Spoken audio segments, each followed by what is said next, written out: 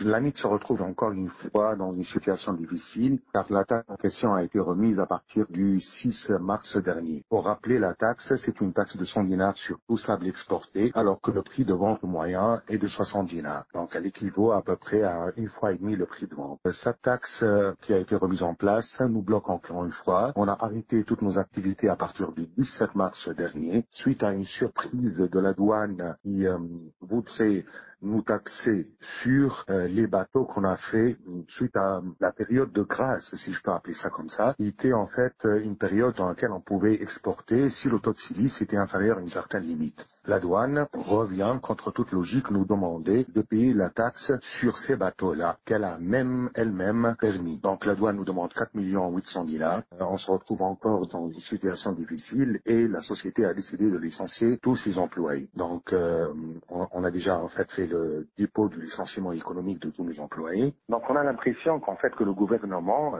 essaie juste de nous fermer. On avait prévenu que si en fait cette taxe était mise en place, le sable tunisien serait hors marché parce qu'il serait à 160 dinars. Effectivement, il l'est, car les clients en fait qui n'achètent plus chez nous et qui ont tout de suite rompu tout contrat, eh bien ils se procurent la taxe en Égypte, au Portugal et même en Angleterre. Et on peut carrément montrer des factures montrant le prix de vente du sable en provenance de ces trois origines, qui clairement est largement inférieur à celui qui provient de la Tunisie. On attend un petit peu en fait quand en fait du gouvernement se prononce ou revoit un petit peu cette situation. Autrement, on est parti pour la clôture et la fermeture de la société.